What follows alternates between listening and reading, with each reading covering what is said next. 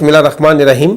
PMM Pakistan मुहब्ब वतन movement और मुहब्ब वतन चैनल की जानिब से तमाम देखने वालों को अस्सलाम वालेकुम। हिंदुस्तान की इंसान दुश्मन दहशतगर्द हुकूमत जो अपने ही शहरियों के लिए वबाल जान बन चुकी है, जिसने पूरे मुल्क की सलामती को दांव पे लगा रखा है, जहां पर पंजाब समेत बहुत सारे किसान जो अपने हुकूक की पामाली पर एहतजाज कर रहे हैं, वहीं पर आज़ादी की तहरीकें भी ज़ोर पकड़ रही हैं। मकबूजा कश्मीर की अगर हम बात कर लें, जिसको 17 महीने से भी ज़्यादा का अरसा गुजर चुका है नाजरीन, हुकूमत खाना बने हुए, जो भारत की दहशतगर्दी की खुली दास्तान है, जहां पर उसके 9 लाख फौजी रियासती दहशतगर्दी में मुलव्वस हैं। तरह तरह के ममनूए असले इस्तेमाल किए जा रहे हैं। माओ बहनों और बेटियों की असमतों को तार तार किया जा रहा है। नौजवानों की पकड़ दकड़ की जा रही है और उनको अगवा करके शहीद तक किया जा रहा है। ये कश्मीरियों का अज़म है, उनका हौसला है, उनको सलाम करनी चाहिए। दाद है उनको, जिन्होंने अपने लहू से अपनी आज़ादी की तहरीक को रोशन रखा हुआ है। दुनिया में अगर हम देखें तो भारत का घनौना स्याह चेहरा बेनकाब हो रहा है। पाकिस्तान की हुकूमत ने डोजियर की शक्ल में अक़वाम मुत्तहिदा में उसकी दहशतगर्दी के जितने भी सबूत हैं वो जमा करा रखे हैं। अगर हम डिस इंफॉर्मेशन लैब की बात कर लें तो उसने भी उसकी अय्यारियों को अय्या किया है। जेनोसाइड वॉच हो या ह्यूमन राइट्स कमीशन, इनकी रिपोर्टें उसकी दहशतगर्दी की दास्तानें बता रही हैं। हम देखते हैं कि ये आवाज़ें आहिस्ता आहिस्ता बुलंद होना शुरू हो चुकी हैं। गुज़श्ता रोज़ बरतानवी हाउस ऑफ कॉमन्स, उसमें कश्मीरियों के हवाले से मुबाहसा रखा गया, जिसमें बरतानवी पार्लियामेंटेरियन ने अपने ज़मीर की आवाज़ को बुलंद किया। उसमें इंकशाफ हुआ कि 50 अरब पाउंड का असला भारत बरतानिया से खरीद चुका है। क्या वो कश्मीरियों पे इस्तेमाल करना चाहता है?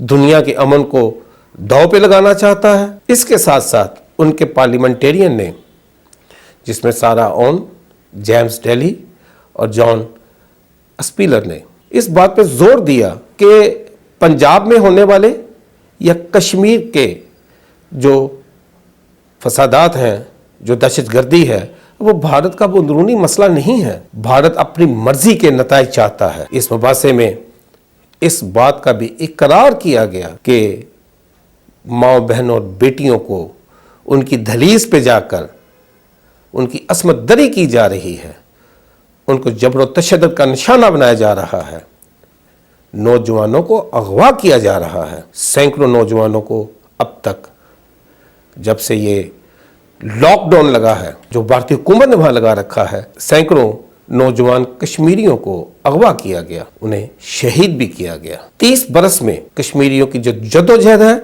उसमें 95,000 से भी ज़ायद अजीम कश्मीरियों ने अपनी आज़ादी के लिए अपनी जानों के नजराने पेश किए। और इनका कातिल कौन है? इन नहत्तों को अजियत दे के अपने नापाक अज़ाइम को तक़वियत देने वाला कौन है?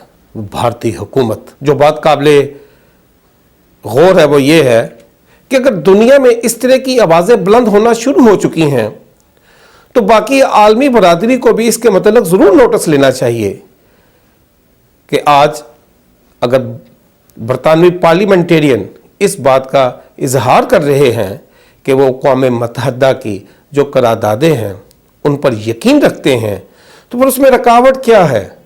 क्यों नहीं आलमी बरादरी उसके इस घनौने चेहरे पर नोटिस लेती, जिसने कश्मीरियों को जेल खाने में बंद कर रखा है, उनकी अपनी ही वादी में उनको जीने से महरूम कर रखा है, उनको दवाइयां तक नहीं मिल पा रही, और RSS के गुंडे वहां पर तरह तरह की बदमाशियां कर रहे हैं। इस बात का बुलंद होना पूरी दुनिया के लिए सोचने का मकाम है कि अगर वो दुनिया में अमन चाहते हैं, वो इंसानियत की बात करना चाहते हैं, तो फिर उनको कश्मीरियों के लिए अपने लब खोलने पड़ेंगे। भारत को इस बारे में उससे जवाब लेना होगा कि वो اس طرح کے انسانیت سوز مظالم میں کب تک اپنی ڈٹھائی پر ڈٹا رہے گا؟ اس دعا کے ساتھ ناظرین کہ انشاءاللہ مقبوضہ کشمیر کے جو جان نثار ہیں، جو اس کے جانباز ہیں، جو اپنی آزادی کے لیے بھارت اور اس کے پیچھے جتنی سامراجی قوتیں ہیں جو کھڑی ہیں، ان کے ساتھ اپنے حق کے لیے ڈٹے ہوئے ہیں، انشاءاللہ ایک دن ضرور سرخرو ہوں گے۔ اور اپنا بہت سارا خیال رکھیے گا، مجھے اجازت دیجیے گا۔ وآخر دعوانا الحمدللہ رب العالمین۔